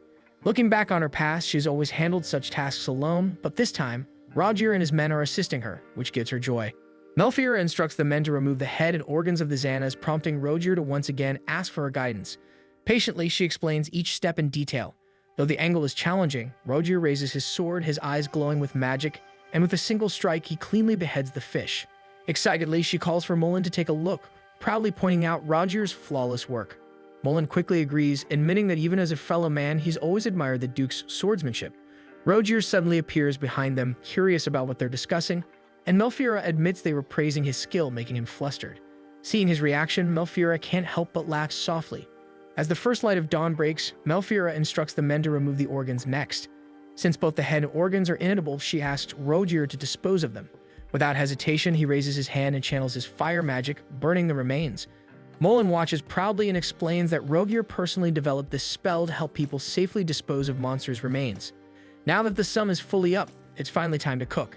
But because the kitchen inside the fort is too small, they decide to work outdoors instead. Melfiora agrees, pointing out that it will also make cleaning easier. She then asks if anyone knows how to skin a fish, explaining that the Xana's flesh is softer than most beasts, so she'll need to slice it off carefully. Ambry volunteers, saying he handles delicate furs daily and is confident he can manage. With that, Melfiora instructs Ambry to begin skinning and slicing the fish. He works carefully as he removes the thick skin and neatly portions the meat. Before long, they are left with clean, soft fish flesh. Melfiora immediately notices how well he did and praises not only Ambry, but all the men for their impressive teamwork. She even hesitates to chop the beautiful cuts, knowing how much effort Ambry put into them, but he only tells her not to worry. Mullen, clearly excited, urges her to continue, so Melfiora proceeds with her cooking plan while everyone eagerly listens. Melfiora begins by heating 2 large pots of oil, one hotter and the other cooler, planning to fry the Xanas in 2 stages. Rogier also wants to help, so Melfiora assigns him to watch over the hotter pot. She then mixes flour, water, and a blend of spices to create the batter. Once ready, they dip the chopped Xanas into the mixture before carefully placing them into the cooler pot, and when the fish turns a light golden brown, Melfiora uses a wooden ladle to lift it out. Finally, they transfer the fish into the hotter pot for a quick second fry, sealing in the flavor and crisping the surface. That's how they will achieve the perfectly cooked Xanas. After giving everyone their tasks, the group begins cooking the Xanas together. Rogier, however, looks disheartened when he presents his cooked Xanas to Melfiora, as the pieces are darker than expected. Still, Melfiora reassures him that not everyone gets it perfect on the first try and that his are definitely still edible. To lift his spirits, she playfully asks him to feed her. Rogier hesitates, insisting they look like failures, but Melfiora thinks they look delicious. With her hands sticky from cooking, she opens her mouth like a child, shocking him further. She even reminds him to blow on it first since it's fresh out of the oil. Flustered, Rogier carefully blows on the piece and feeds it to her. The moment Melfiora takes a bite, her eyes immediately light up, and she lets out a cheerful shriek as it's perfectly crispy and absolutely delicious. As Melfiora continues describing the flavor to Rogier, he suddenly gives in and eats the rest of the Xana's piece she bit from. The act completely unsettles Melfiora, but Rogier seems unfazed and simply praises how delicious it is. His attention soon turns to the perfectly cooked pieces. Melfiora insists on tasting first to ensure there's no poison, but Rogier ignores her warning and pops one into his mouth. He then offers her a piece, and the moment she takes a bite, her eyes widen as it's even more flavorful. Both the crispier ones and the softer ones turn out equally delicious, so they agree to prepare both versions to give people a choice. Rogier even calls Mullen to taste some, making the man beam with excitement. The group continues frying 2 variations of the Xanas until every last piece of meat is cooked. Melfiora thanks Rogier for all his help, but he immediately turns the concern back to her, worrying that she's been standing for too long. Melfiora only assures him that she had a wonderful time because he was with her, which makes Rogier feel accomplished. Then he reminds her that they still need to move indoors for breakfast. Melfiora agrees, explaining that she already asked the fort's chef to prepare bread and vegetables and everything has been arranged in the Great Hall. When she insists that Rogier go ahead and eat first, he tries to protest, but she calls for Mullen, who wastes no time grabbing Rogier by the arm. Rogier protests even more, but Mullen tells him that no one else will eat unless their duke starts first. As Rogier is reluctantly dragged away, Melfiora begins tidying up the area, grateful for how much effort he put in that morning. Seeing her working, Szeth and Ambry step forward to help her clean so they can all eat together. Melfiora smiles, thanking them both for their help. As thanks, Melfiora offers Szeth and Ambry a plate of oddly shaped fish meat. It turns out to be grilled fish belly. Szeth takes a bite first and Ambry follows right after. To their surprise, it's rich and savory, so Ambry remarks that it would taste even better with a bit of sour fruit juice, and Szeth recalls that such juice is often served for breakfast. With that, Melfiora urges them to hurry before it's all gone. As they head toward the Great Hall, Melfiora lightly scolds herself for being so indulgent about food, only to shrug and promise she'll be more prudent starting tomorrow. Upon entering, they're greeted by the lively atmosphere of what feels like a feast. Rogier, already seated, spots Melfiora and waves her over. Once she joins him, he tells her that after breakfast, they'll set out again and should arrive at their lands by evening. Rogier picks up a piece of the fish, wraps it in lettuce, and takes a bite. The sight intrigues Melfiora, so she imitates him. And to her surprise, the combination tastes incredibly fresh. Szeth then offers her a fruit called cabo, which is the sour fruit they mentioned earlier. Melfira has never seen one before, but she squeezes its juice onto the food and takes a bite. The tangy flavor makes her shriek in delight. It's refreshing yet easy to eat. Her reaction catches Roger's attention, and he tries the same thing despite admitting he's never eaten cabo except when drinking. The moment he bites into it, he lets out a startled yelp but quickly tries to act composed. Melfira then makes a mental note that he dislikes sour food, so she won't make the same mistake again. Still, Roger tells her that meals are always more enjoyable when he's with her. As they prepare to continue their journey, the men pack sandwiches for the trip, while the remaining Xana's meat is frozen and salted to preserve it for later. Melfira feels grateful for everyone's hard work, and before they fly, Roger reminds his men to stay alert to avoid any accidents along the way. Once they take off into the sky, Roger turns to Melfira and tells her to ready herself for the Galbraith lands. Deep inside, she feels excited knowing she's about to step into an entirely new world. As they continue soaring through the skies, Melfira grows worried about Roger, knowing he hasn't slept at all. Roger tries to reassure her by showing the cabo fruit he brought that morning, which he claims is keeping him awake during the flight. This startles Melfira since she wants him to rest, so she suggests flying with Mullen or Zeth so Roger can sleep properly. However, Roger's expression darkens at the idea. In truth, he never intended to eat the cabo fruit himself and only brought it because Melfira seemed to like it.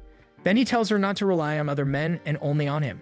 His jealous reaction makes Melfira laugh, which only unsettles Roger further.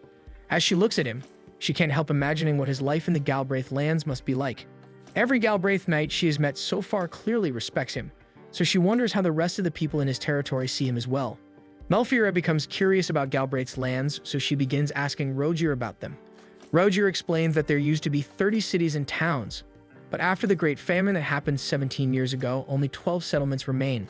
In Galbraith, they call that famine the Cataclysm because it is the same period when the previous duke passed away unexpectedly and Roger was chosen to succeed him. Melfira immediately wonders how a duke could die during a famine, but Roger clarifies that at that time an unprecedented number of monsters emerged from the Urzani woods. They couldn't call them fast enough, so their magic power swelled, and many blood-mad creatures flooded into Galbraith. Melfira has never heard this story before, so Roger explains that it's because the last duke fulfilled his duty and lost countless knights to stop the threat, ensuring that no other nations had to suffer from what happened.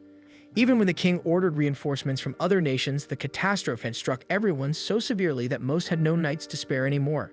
Besides, the former duke had vowed to give his life for their lands, as it was a duty someone had to carry on. In the present, Roger and his knights are the ones who inherited that vow. It is the king's command, but it's also the weight that comes with bearing the Galbraith name. They stake their lives to protect the kingdom and swear that they will never allow a second cataclysm after losing far too many people in that battle. Hearing this, Melfira wants to comfort Roger but hesitates. She realizes that Roger has always been prepared to die, and the image of her mother flashes in her mind. She cannot allow something like that to happen again. She can't believe that he has accepted such a fate so easily, and she ends up scolding him for thinking that way. Raising her voice, she pleads with him not to speak about losing his life so casually. In that moment, she remembers her mother and how she died, as if she had long accepted her fate. Melfira refuses to let something like that happen again, which is why she stayed devoted to her research, promising herself she would continue studying so no one would have to suffer the same way. Seeing how distressed she is, Roger leans in and reassures her that he does value his life. So Melfira tells him she's there for him, that fate brought them together so she can help him. Even if she isn't in any position to make an oath in his place, she clasps his hand and promises that her magic circle will serve him well. Melfira is determined to protect him and his people, for as long as he allows her to live her life at his side. Roger loves the idea of living his life with her, but he can't bear exposing her to danger, so he vows to protect her, and Melfira wants the same thing. Their methods may differ, yet both of them want to protect each other. Melfira wants to protect him no matter what happens, but Roger simply cannot allow her to get hurt. Her words are full of promise, yet he doesn't know if he could accept them, and the uncertainty makes Melfira tear up even though she tries to hide it. Roger admits that even if it pains him to see her sad, it's something he expected. Then Roger begins to share his own story, and she tells him to pour everything out to her, no matter how big or small.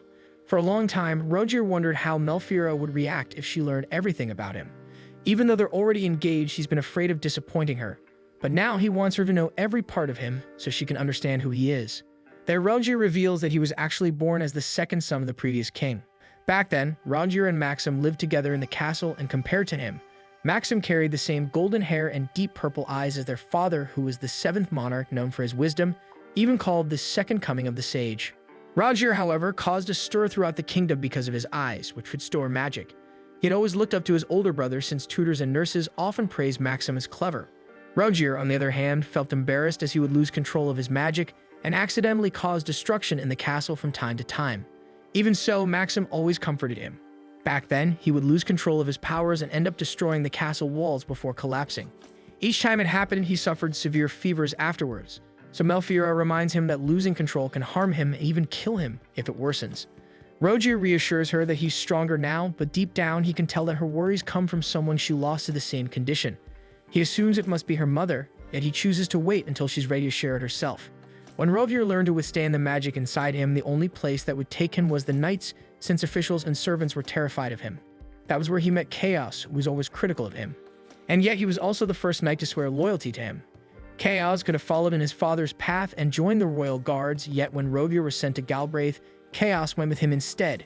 Hearing this makes Melfiora genuinely happy, so Rogier pulls her closer into a hug and quietly asks if she wants to hear the rest, warning her that the next part isn't as pleasant.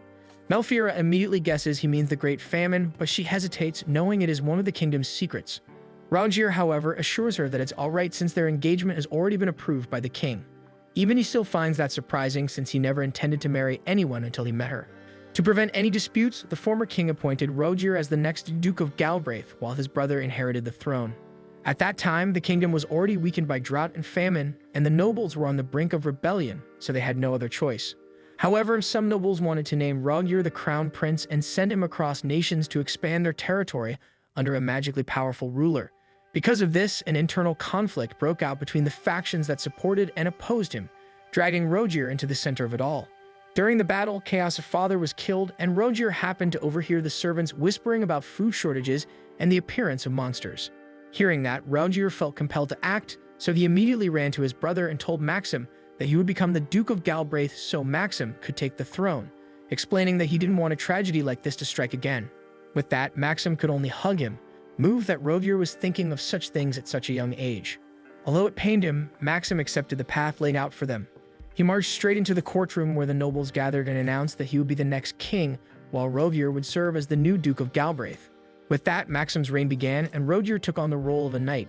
Years later, Rogier proposed a new plan to his brother as he didn't want the knights to exist solely for slaying monsters. Maxim agreed, granting knights a post in the royal guards after 5 years of service. This decision delighted Rogier since it would strengthen the kingdom's forces as well.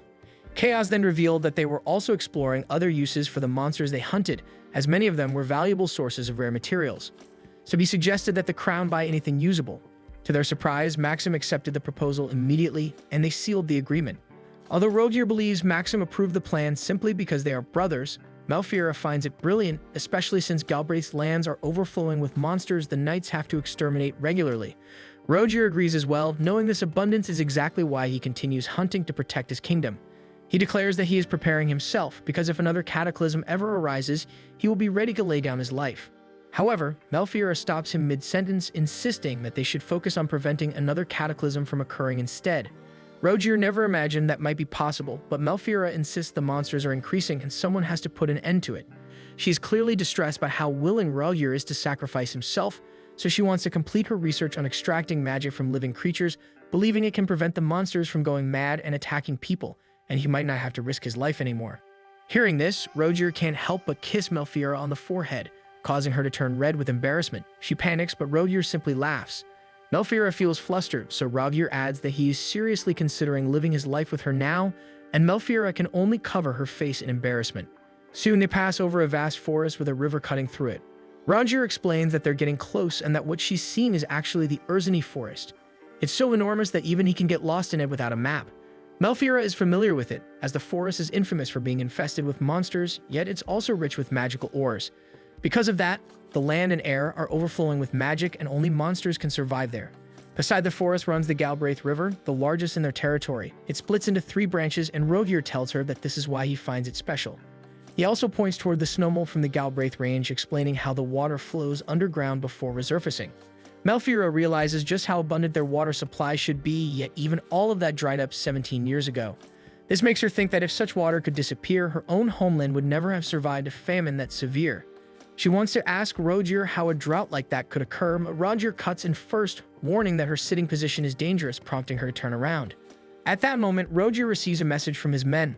A flock of fawns is approaching from behind. When they look back, A massive swarm of bird-like monsters is closing in, their numbers rising from 200 to 800, so Relvier immediately moves to the front. Eric and Zeth also volunteer to join him, and the three arrange themselves and prepare. Malfira feels the danger as there are now at least 600 Forns speeding toward them. Roger tells the knights to close their formation as tightly as they can and hands Malfira a pair of air goggles, telling her that this is what life in Galbraith is like. Malfira grows curious, so Roger explains that Forns use acceleration magic to hunt in flocks, though it's rare for them to attack groups of travelers. As fascinated as she's watching them, she also doesn't want to be eaten by them. When the monsters begin closing in, Roger tells her to brace herself. He releases his power, and their flight suddenly surges forward. Malfira immediately recognizes it as acceleration magic, but within seconds, they're flying so low that she realizes they're about to crash into the ground. Good thing Roger accelerates just in time for them to avoid crashing. Malfira is so scared that she tries to divert her thoughts by wondering if these monsters are carnivores and starts imagining whether their meat would yield tasty juices, even thinking about all the different dishes she could make from them. However, her thoughts are cut off by their screeching, making her realize these creatures could eat them long before she ever can. The birds continue to pursue them even as Roger speeds up. Roger initially plans to take the rear, but with Malfira riding with him, he switches to a fence. His knights react immediately, using magic to drive the birds away, while Roger warns Malfira that they need even more speed. Roger's eyes light up again as his magic wells up, and they surge faster than before. The wind becomes so cold and sharp that Malfira has to bow her head. She assumes Roger has stopped his shielding spell so he can focus on accelerating.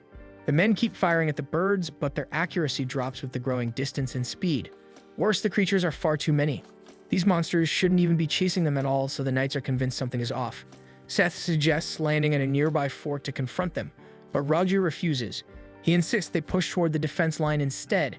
At his words, Malfira realizes they're avoiding engagement because of her. The dragons are also forced to carry her belongings, so she feels guilty about it. Then Malfira suddenly gets an idea. Her bags are packed and could easily explode if torn open. These will make perfect distractions if thrown toward the birds. She calls out her plan to Roger, but he immediately refuses. Instead, he tells her to stop talking before she bites her tongue at their speed. When she demands to be put down so they can engage, Roger refuses that as well.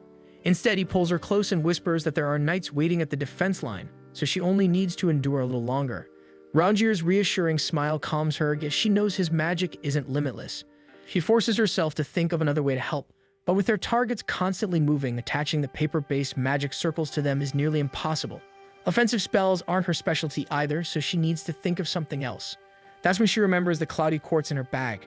She could use it to drain the bird's magic, but it's full of the Xanaz's blood. Her thoughts then drift back to Roger's warning about magical energy being powerful enough to destroy nations. Even so, a single quartz wouldn't be enough to take down the entire flock if she simply threw it. Then she recalls the fire spell Roger showed her. With that idea, Malfira grabs her ink as the swarm of monster birds closes in. She begins scribbling directly onto the cloudy quartz, drawing symbols of fire and explosives. She also writes Roger's name as part of it, though she struggles to remember his full name.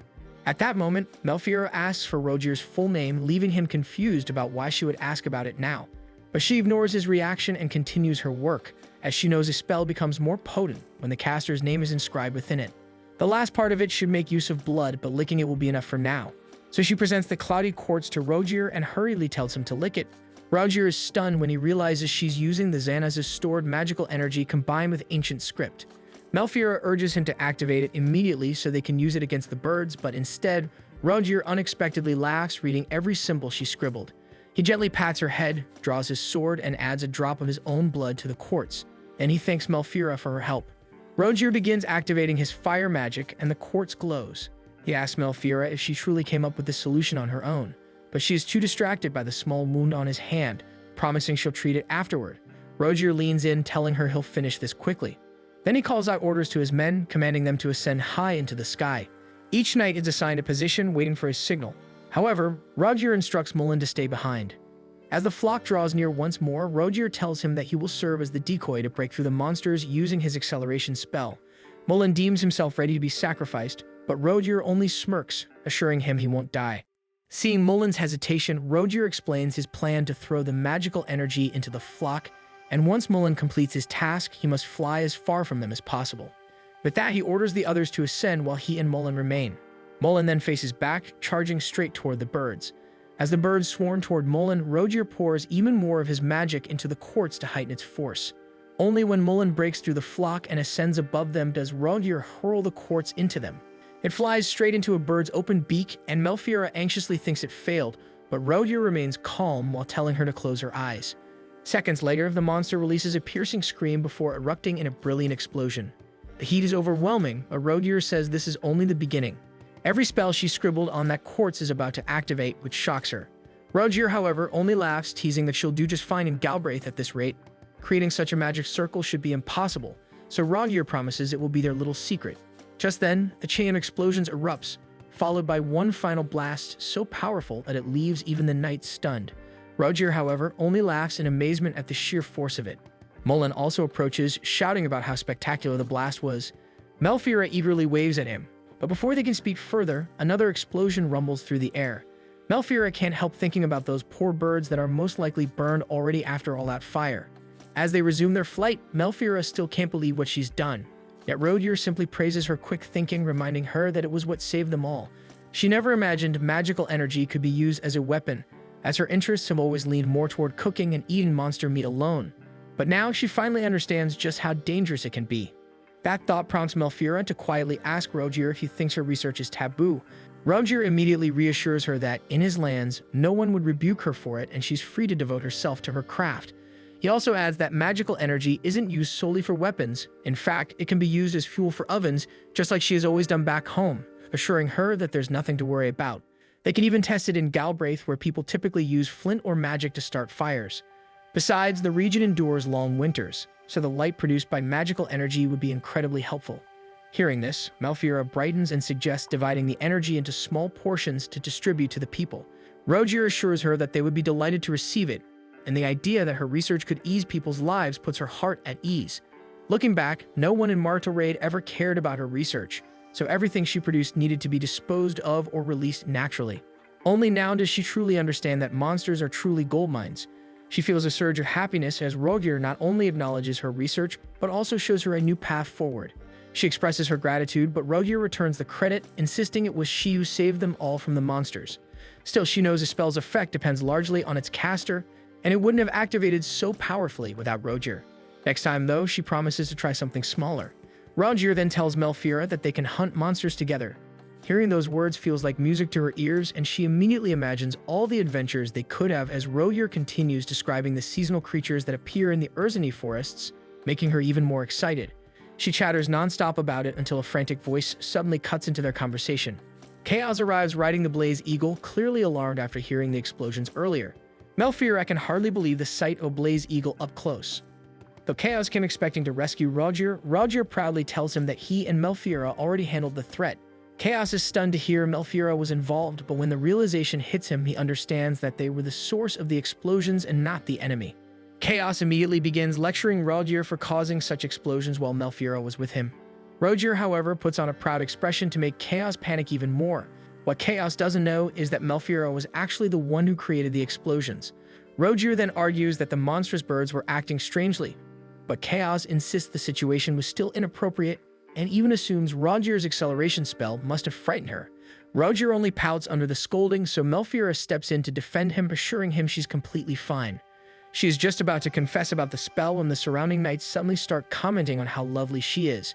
As more knights gather around, her face turns bright red from embarrassment, so Rogier immediately pulls his cape around her and scolds every knight who dares to stare. Soon they pass by a small civilized town, and Melfiora assumes it must be where Rogier lives. True enough, he confirms that he resides in the central structure, even telling her she may choose any room she likes as the place is quite large. However, Melfiora quickly notices that the building is actually a fortress and not a castle as it appears to be. Rogier is impressed she caught that detail and explains that one of their dukes from generations ago constructed it specifically for combat. Over the years, it evolved into its current form. The stronghold is called Midleg, serving as their primary defense against monsters. Melfiora is startled, wondering how creatures from the Urzini woods managed to reach this far, so Rogier clarifies that it only happens occasionally as some monsters wander into the grasslands and prey on wagons traveling along the trade routes. Because of that, their battles aren't as bad as they used to be anymore. Melfiora also notices the solid walls surrounding it, which remind her of her homeland, which has nothing like it. Rogier explains that the Urzini woods used to be much closer, but he cut back their defense line. People began settling there because the Duke had made it a safe refuge, and over time, the fear of monsters shaped the entire place. Additionally, the survivors of the cataclysm also gathered there 17 years ago. Looking down, Melfira sees a large, scorched stretch of land which she assumes was left by the magic the Duke used to protect his people. Roger notices the concern on her face and assures her that their living conditions are much better now, so she has nothing to worry about. As they near landing, Mullen catches up and casually chats with Melfira, which makes Roger a bit jealous. With that, he orders him to go ahead and instruct the knights to open the military gates. Mullen follows and the gates begin to rise. Chaos enters first, so Roger tells him to take Melfira's belongings inside before proceeding through the gate. Roger explains that a magical barrier still surrounds the town, so they must enter from below. Melfira is stunned, so Roger adds that the barrier consumes a large amount of magical energy and can't be maintained continuously. It must have received news about the bird attack earlier, which is why the barrier is active now. Then light spills over their faces as they finally arrive in town. Melfira scans the surroundings, seeing people waving up at them, and she waves back. Now she has finally reached the place Roger protects, Midlake. Melfira is amazed by what she finds inside the fortress with farms, livestock, and bustling activity everywhere. At first glance, it looks like any ordinary fortress, but on a closer look, it's actually a proper city. As she observes the place, she notices that the Galbraith lands don't have any area dedicated to animism. So Roger explains that there are no animists here, but even so, eating monsters is considered taboo regardless of one's beliefs. The thought saddens Melfira, but Roger adds that the knights are an exception since many of them have eaten monster meat before, though the results were often unpleasant, so most are hesitant to try again. Melfira, however, feels her excitement growing. Just imagining the monsters she might encounter makes her eager to taste them all. Once they land, Roger asks Melfira to check her belongings, so she opens her luggage only to suddenly feel like someone is staring at her. When she glances up, she's startled to see the dragon's large eye fixed on her. For a moment, she wonders if it's watching her on purpose, but when she looks behind her, she realizes it's actually looking at the packed monster meat Roger is holding. Assuming the dragon wants a taste, Melfira asks Roger to feed it some of the monster meat, but Roger hesitates. It is the delicious royal moodle meat after all. But when he looks at his dragon, its eyes are shining, and its expression is almost pleading. With that, he gives in and offers the meat. As they cross the bridge leading to Roger's castle, Melfira peers over them and notices the Bacta fish gliding through the water below. They aren't monsters like the Xanas, but she still can't help but wonder if they taste delicious. Then something red in the water catches her attention. She leans closer in confusion until she realizes the red is only beneath her. With a jolt, she recognizes it as the reflection of her own hair, and she immediately screams in panic. She remembers she hadn't tied it properly before their flight, and after that chaotic dragon ride, her ribbon must have come loose entirely. Melfira freezes, mortified that she's been walking around looking so unkempt. Wild thoughts rush through her head, afraid that she might get jailed for having such an appearance. Although she tries her best to contain it, simply combing it with her fingers does nothing. With no other choice, she reluctantly turns to Roger and quietly tells him there is something she needs to say. Roger immediately tends to her, but to Melfira's surprise, he doesn't seem to notice how chaotic her hair actually is. For a moment, she wonders if it might not be as bad as she thought, yet she quickly forces the idea away, telling herself that as Roger's fiancée, she must remain groomed at all times. However, Roger misunderstands the situation and assumes Melfira is simply curious about the Bacta. He explains that they're especially delicious when stewed, and Melfira is easily distracted, blurting out that she has never eaten one before. Delighted, Roger invites her to try some, and she agrees. Only then does she realize that the Bacta isn't her worry in the first place. Gathering her courage, Melfira admits that she wants to look presentable before meeting anyone in the castle, so she wonders if there's a place where she can fix herself. Roger instantly panics, apologizing over and over. He curses himself for being so inconsiderate, especially after listening to Chaos lecturing earlier. In a panic, Roger calls Mullen and announces they have an emergency. Melfira thinks it isn't that serious, but Roger immediately orders Mullen to summon the Blanche Court. Mullen stares at him in confusion, but after seeing Roger's frantic expression, he rushes off to gather them at once. Roger apologizes to Melfira for not being more accommodating, explaining that the castle hasn't had any chambermaids as it has only been the men living there for a long time. Melfira quietly realizes the former duke's wife must never have lived there, and that she should have asked about these things instead of getting distracted by monsters. Seeing her troubled expression, Roger panics again and hurriedly explains that they haven't had a duchess in 4 generations. To his surprise, Melfira suddenly laughs. She knows she shouldn't, but she can't help herself, so Roger ends up smiling along with her as well. When the Blanche Court arrives, Roger introduces them to Melfira, reminding them to treat her with the same respect they give him. The first woman introduces herself as Blanche the Captain. She addresses Melfira as Princess, and Melfira can't help but admire her for being handsome, even as a woman. As they continue talking, the women begin debating how Melfiora should be addressed. They agree to call her Madam, but Blanche argues that such a young woman deserves the title Princess. After that, Melfiora introduces herself and asks them to simply call her by her first name, even though they still insist on calling her Princess. Following that, Natalie steps forward and introduces herself as the vice captain of the court, followed by the youngest member, Lillian, who is the daughter of a baronet. Once they are done, Rogier immediately instructs Blanche to help Melfiora recover, since she has just finished her first flight. Blanche accepts, but Melfiora hesitates, wondering when she will be meeting everyone else. Rogier suggests that dinner would be the perfect time. Satisfied, Melfiora excuses herself, but before she can leave, Rogier gently removes her glove and kisses it in front of everyone. The gesture flusters her, making her feel awkward. Afterward, he shows her where his room is, encouraging her to come to him anytime. Then at last, Natalie calls Melfiora into her own room. Meanwhile, Mullen teases Rogier about his earlier actions, even threatening to tell Chaos everything, which drives Rogier into a flustered rage. As Melfiora enters the room, she is immediately struck by how magnificent it is. Just as she is about to step inside, she hesitates, noticing her boots and worrying that they might dirty the beautiful carpet. Blanche immediately understands the situation and lifts Melfiora into a chair. The gesture leaves Melfiora completely flustered, and when Blanche casually remarks that she's as light as a kitten, Melfiora blushes even harder. Her embarrassment deepens when Blanche kneels in front of her to remove her boots, prompting Melfiora to protest in panic, as she cannot handle being close to someone so handsome. Natalie steps forward next, asking if Melfiora prefers any particular confections, but Melfiora declines the offer. To her surprise, Blanche refuses to accept her refusal. She explains that serving Melfiora is their privilege. With that, Blanche kneels once more, and her companions immediately follow in unison. Blanche then draws a sword, presenting it to Melfiora and asking her to honor them as her knights. Melfiora reaches for the weapon, but pauses when she notices the seal engraved on it. She recognizes the same seal on the sword Rogier wielded when he came to her rescue. Melfiora explains that since they were chosen by the Duke, that is enough reason for her to trust them. However, they are still strangers to her, just as she is a stranger to them. She closes the sword's case again, telling them that a knight's blade is their life, and they shouldn't entrust it to someone they have only just met. With that, she returns the sword, and Blanche reluctantly accepts it back. She then mentions the rumors surrounding her and insists that she made a promise to the Duke. During her journey here, she realized what she must accomplish for Galbraith. She tells them she cannot accept their blades, yet not until the people acknowledge her as their lady. Only then will she be worthy of their swords. The three women watch her closely before rising. With that, they vow to do their best to become knights worthy of serving her as well. They exchange thanks, and just as they settle, Melfiora asks one last question. She asks whether the swords they carry were crafted by the same smith who forged the Duke's blade. Blanche is confused at first, but she eventually confirms it is indeed crafted by the smithy in Midleague. Hearing this, Melfiora expresses her desire to have one as well, as she eagerly asks if Blanche could introduce her to this smithy. Blanche hesitates, but Melfiora remains persistent. Her eyes shine with excitement, leaving Blanche with no choice but to provide her with the information she needs. Afterward, Blanche volunteers to brush Melfiora's hair. However, the brush gets stuck immediately, and her hair only becomes even more frizzy. Embarrassed, Blanche admits she can't seem to manage the task. She apologizes and takes all the blame, but Melfiora simply turns to her and asks if she can make her hair fluffy instead. Blanche doesn't understand at first, so Melfiora explains that Rogier likes it when her hair looks that way.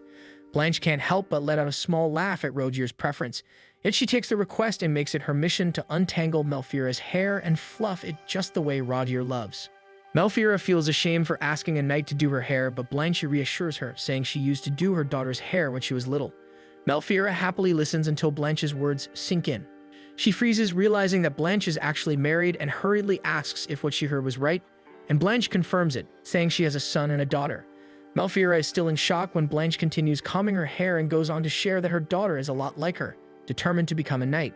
Melfiora finds that idea wonderful, and Blanche agrees, but also admits that becoming a Galbraith knight comes with hardships as well. Then she asks Melfiora about why she wants to hold a blade at all. To her surprise, Melfiora answers that she wants to wield a blade to slay monsters. Blanche is immediately stunned, especially when Melfiora confirms that it's because she butchers them for consumption. Melfiora explains that her relationship with Rogier actually began because he wanted to try her monster meat dishes as well. Then she turns to Natalie and asks her to unpack the tools in her luggage. When the case is opened, it reveals the different kinds of tools she uses. Natalie even inspects one and notices how worn out it already is. Melfiora explains that she uses it specifically for cleaving through bones. Lillian, wide-eyed, asks if it's really true that Melfiora eats monsters, prompting Natalie to panic and cover the girl's mouth, but Melfiora only laughs and confirms it's true before launching into the story of how she first started eating them. Lillian listens with fascination, complaining afterward that everyone refuses to let her try monster meat because terrible things might happen, and the knights always leave her behind during expeditions. Her grievance sparks irritation in Blanche, but Melfiora simply says she can serve her monster meat if Rogier allows it. Lillian grows increasingly curious about the taste of monster meat, so Blanche abruptly dismisses her. This causes Lillian to sulk, but eventually she obeys. Before she can leave, Melfiora calls out and asks her age, so Lillian replies that she is 15. Melfiora is startled, asking if she's already considered an adult, so Lillian explains that in Galbraith, 17 is the legal age, but she has been knighted, giving her certain privileges. Melfiora soon understands that Lillian is in that difficult stage. She knows exactly what that feels like, so she invites her to cook monster meat together and taste it herself. Blanche and Natalie both freeze in shock, so Melfiora adds that they should try it too. As Melfiora thinks about which monsters they could try, Lillian eagerly suggests Screamwood. She recalls that Rogier said it was sour, but Mullen fondly described it as rich, sweet, and incredibly juicy. He did develop a fever afterward, but she still wants to try it. The description sparks Melfiora's curiosity, and she becomes just as excited to try it, despite never having tasted it before. Her sudden enthusiasm startles both Blanche and Natalie, while Lillian bursts into delighted laughter. As Rogier prepares himself, Mullen is visibly uneasy, so Rogier asks what's wrong. Mullen explains that Melfiora's seal chamber and Rogier's tear chamber are connected by an interior door. He wonders if this doesn't bother Rogier, but Rogier calmly replies that he has no ulterior motives, then shifts the conversation to the birds they encountered earlier. Rogier notes how unusual the flock's behavior was and that the much larger bird appeared to be their leader. Mullen adds that when he charged directly into them, they didn't avoid him at all, meaning they weren't even afraid of glacial dragons. With that, Rogier suggests they may have been mad, and Mullen agrees. On top of that, the enormous bird managed to swallow the flask thrown at it. Rogier theorizes that the accumulated magical toxins drove the creature insane, causing it to go berserk and lead the rest of the flock to attack. It's the only plausible explanation they have. Then Mullen asks when Rogier developed such a terrifying spell that almost made Mullen think he was going to die. Rogier avoids answering directly, but deep down he knows the spell was Melfiora's idea and he merely activated it. Internally, though, he curses Mullen for calling her spell horrible. Rogier understands that Melfiora's research has dangerous byproducts that could be weaponized to destroy nations, but she has done nothing wrong. Still, he knows there are not a lot of people capable of making a magic circle, so he needs trustworthy people around her, someone like Mullen. With that in mind, Rogier steps closer and examines Mullen carefully. Mullen stiffens, but Rogier calmly tells him they will need to talk about the spell. Just then, Chaos bursts into the room, prompting Rogier to draw his sword and point it at him, but Chaos simply states he wants to learn about the spell as well. Both Chaos and Mullen freeze for a moment until Chaos asks why Rogier is pulling a sword on him. Rogier defends himself, insisting he was startled because Chaos entered through the hidden door that's meant strictly for emergencies. So Chaos fires back that Rogier himself is the emergency. It turns out he is furious that Rogier already showed Melfiora the seal chamber. He explains he even used an acceleration spell to arrive early just so he could greet her at the front doors, so Rogier apologizes, explaining she might have needed to freshen up, but that only enrages Chaos further, especially since he brought chambermaids for that very purpose. Behind him stand Mrs. Laforgue, Mrs. Jordan, and Mrs. Suru, all prepared to welcome Melfiora. Chaos then demands to know if Rogier left her alone in the seal chamber, scolding him for failing to be more attentive toward her. However, Rogier proudly explains that he left Melfiora with the Blanche Court, her personal guards, and for the first time, Chaos actually commends Rogier's decision. He then turns to the chambermaids and instructs them to wait a little longer, since Melfiora is still meeting with the Blanche Court. The three women understand it cheerfully and decide they'll go enjoy some tea while they wait. Once they leave, Rogier immediately scolds Chaos for making his own mother, Mrs. Laforgue, a chambermaid. So Chaos insists he trusts no one else as much, and since she has experience caring for children, he believes she is perfect for looking after Melfiora. Rogier eventually finds this sensible. Mullen then questions why his own sister is present, given that she's merely a baker, but Rogier concludes that Mrs. Suru is impressively bold, so Mullen reluctantly agrees. Mrs. Jordan, meanwhile, is the wife of a Galbraithan knight. Chaos assures them this arrangement is temporary, and that he intends to hire others in the future. While Rogier has no complaints about this, he admits Chaos being so prepared for everything frightens him slightly. After their discussion, Chaos locks the door and creates a square barrier that encloses them inside. He wants to know more about the spell. Even though Chaos already understands the limitless power Rogier possesses, that spell is extreme. So he begins scolding him harshly. Roger pauses before asking whether the explosion was noticeable, and Mullen has no idea, though he is certain it was massive. Chaos adds that the birds were shredded into pieces after Malfeura's spell, sending Mullen into panic as he realizes it was actually Malfeura who caused what he called a horrible explosion. Roger explains that she was desperate to save him, so she used the Xanaz's magical energy to stop them. She inscribed every spell she could think of into the flask before handing it to Roger, who merely activated it. Mullen can hardly believe Malfeura is capable of something so advanced, but Roger proudly declares that she is a genius. Still, he understands Mullen's shock, as most modern spells are just simplified incantations, while ancient spells are wisdom bestowed upon chosen individuals by ancient spirits, and now such power is rarely witnessed. Malfeura, however, is entirely self-taught, yet she managed to construct a functional magic circle in that flask, which is incredible.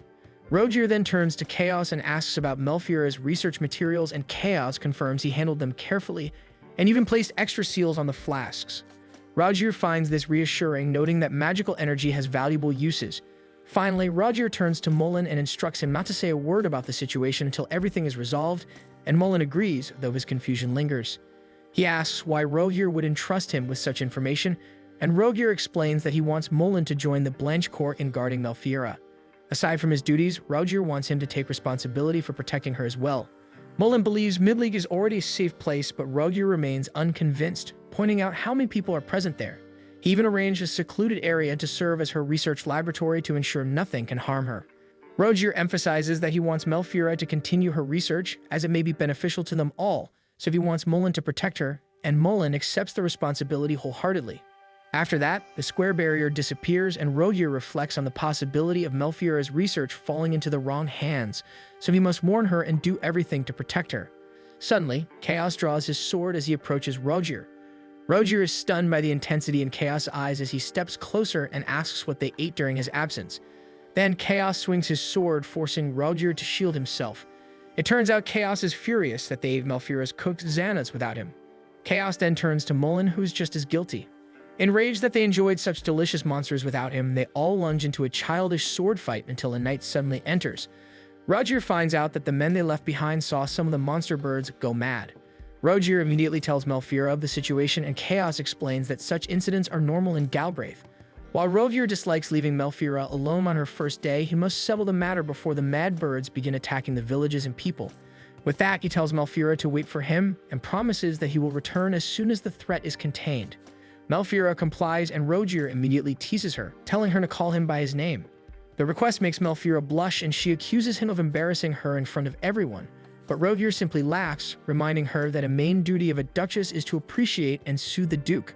With that, he embraces her, telling her not to scold him anymore, as it is her cuteness that comforts him. The two share a precious moment, so intimate that Natalie has to cover Lillian's eyes. Roger continues sweet-talking Malfeura as his farewell with such affection that even Chaos and Mullen find it unbearable. Before leaving, Roger suggests taking some of the monster birds home for her to cook, which makes Malfeura wonder if he is subtly asserting that he likes monster meat in front of his knights, as he wants them to better accept her research. Then Roger proceeds to ask if there is any particular monster Malfeura is interested in so he can hunt some while they're at it. Malfeura immediately thinks of something but avoids requesting anything major. Then she remembers the screamwood fruit, and Lillian beams with joy while the others watch in shock. Malfeura recalls everything Lillian had said about the fruit. While Roger cannot stand its terrible odor, Mullen, in contrast, insists it is sweeter than nectar. He confirms that the fruit is indeed delicious, though perhaps overripe as it has turned black. He also remembers eating too much of it, that it led him to a terrible fate. So Malfeura wonders how Roger and Mullen could have such different experiences with the same fruit. Malfeura then reminds Roger that her request need not be a priority, as his safety always comes first. Still, he swears he will bring some for her. With that, he instructs Chaos and Mullen to prepare for departure before sundown.